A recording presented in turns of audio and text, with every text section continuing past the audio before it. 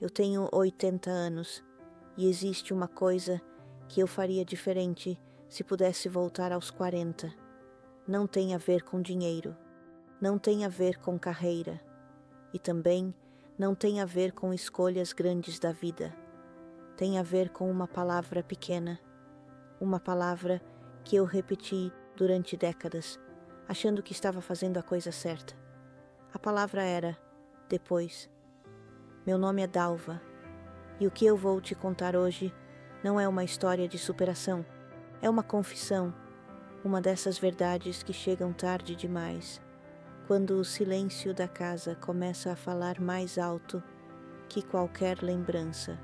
Se você ainda tem pessoas ao seu redor, fica comigo até o final, porque talvez você ainda tenha tempo. Deixa eu te levar a uma noite de março. Eu tinha 52 anos. Meu marido, Antônio, chegou do trabalho com aquele olhar cansado que eu já nem enxergava mais. Ele sentou ao meu lado no sofá e disse: Dalva, a gente podia sair amanhã, só nós dois, como antes. Sabe o que eu respondi? Depois, Antônio, agora não dá. Tenho reunião na igreja na sexta. As crianças precisam de mim no sábado. A casa está uma bagunça. Ele só fez que sim com a cabeça. Antônio nunca insistia, e eu continuei arrumando a cozinha, como se aquele momento não tivesse acontecido. Hoje eu sei que ali aconteceu algo importante, mas eu não percebi, porque eu acreditava em uma mentira, a mentira do depois. Depois a gente viaja, depois eu paro um pouco, depois eu sento com você, depois a gente conversa, depois eu escuto com calma, depois. Passei décadas vivendo assim, e o depois nunca chegou do jeito que eu imaginava. O Antônio morreu 6 anos atrás, um infarto rápido, silencioso, no meio de uma manhã comum. Ele estava tomando café. Eu estava no telefone. Não teve despedida, não teve última conversa, não teve aviso. A vida real quase nunca avisa. Ela só acontece, e quando você percebe, já passou. Você já parou para pensar quantas conversas importantes você adiou? Quantas vezes alguém tentou dividir algo com você e você respondeu: agora não, depois a gente fala. Hoje estou ocupado. Eu fiz isso por 30 anos e achava que estava sendo responsável. A Dalva jovem acreditava que amar era dar conta de tudo, trabalhar mais, resolver mais, cuidar de tudo.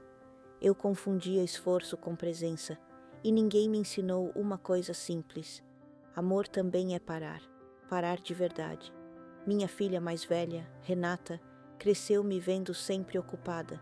Hoje ela me liga 2 vezes por semana. Falamos sobre coisas práticas, saúde, contas, alguma notícia da família. Mas existe uma distância silenciosa entre nós, uma distância educada, daquelas que ninguém comenta. Às vezes sinto que somos 2 pessoas que se amam, mas que nunca aprenderam a se conhecer de verdade. E existe algo que ninguém te conta. Você pode estar presente em todas as datas importantes, todas, aniversários, formaturas, Natal, momentos difíceis, e ainda assim ter estado ausente, porque presença física não é presença de verdade. Eu demorei décadas para entender isso. Lembro de um domingo. Meu filho mais novo, Felipe, tinha uns 7 anos. Ele veio até mim segurando um desenho, orgulhoso. Olha, mãe, eu estava pagando contas. Respondi sem olhar direito. Que lindo, meu filho. Ele ficou parado por alguns segundos. Depois dobrou o papel e foi embora. Hoje o Felipe tem 45 anos. É um homem bom, trabalhador, mas distante. E às vezes eu me pergunto, foi naquele domingo que a distância começou? Ou em outros 100 domingos iguais, que eu nem lembro? A memória da gente guarda grandes datas, mas as pessoas guardam os pequenos momentos. Os momentos em que foram vistas ou ignoradas. Demorei décadas para entender algo sobre o tempo. Quando você é jovem, Acredita que existe um estoque infinito de amanhãs, como se houvesse uma prateleira enorme cheia de dias esperando por você. Você pega um por dia, sem pressa, porque parece que sempre haverá mais. Mas quando você chega aos 80, olha para essa prateleira e percebe que ela está quase vazia. E então surge uma pergunta difícil, não é? O que eu fiz com a minha vida? A pergunta que dói é outra. Com quem eu estive de verdade, enquanto o tempo passava? Outro dia, minha neta Mariana veio me visitar. Ela tem 23 anos. Estava ansiosa com o trabalho, com o namorado, com o futuro. Ela sentou aqui do meu lado e perguntou: Vó, como você fazia para dar conta de tudo? Eu queria responder com sabedoria, mas saiu apenas a verdade. Eu não dava conta, Mariana. Eu só fingia muito bem. Ela me olhou sem entender. Então eu continuei. Fingi por anos que estava bem. Fingi que estava presente. Fingi que depois seria diferente. E o depois continuava chegando. E eu continuava fingindo. Ela ficou em silêncio.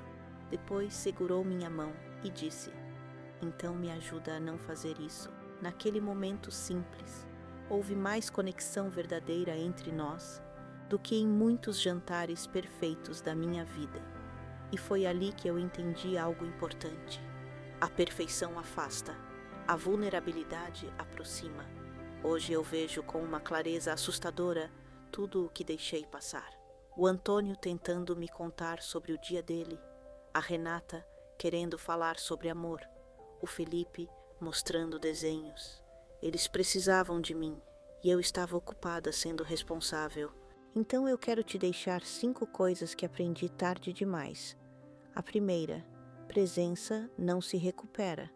Você pode ligar depois, mandar mensagem depois, visitar depois, mas o momento em que a pessoa precisava de você, esse não volta. A segunda coisa: as pessoas que você ama querem menos do que você imagina. Elas não querem perfeição, não querem grandes gestos, querem você olhando nos olhos delas sem pressa de ir embora. A terceira: o silêncio compartilhado vale mais que 1000 conversas apressadas. Sentar ao lado de alguém, sem tela, sem tarefa, sem distração. Isso é intimidade. A quarta coisa: o arrependimento mais pesado não é das coisas que você fez, é das coisas que você não fez quando ainda dava tempo.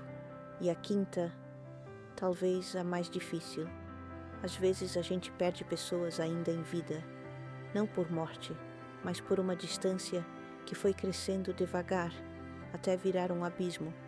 Hoje eu tenho 80 anos, tenho mais passado do que futuro, e isso não é tristeza, é apenas clareza, uma clareza que eu gostaria de ter tido muito antes. Eu passei a vida achando que amor era dar conta. Hoje eu sei que amor é dar atenção, atenção inteira, sem pressa, sem distração, sem depois. Se essa história tocou algo em você, eu quero te fazer uma pergunta. O que você ainda tem tempo de fazer por alguém que você ama?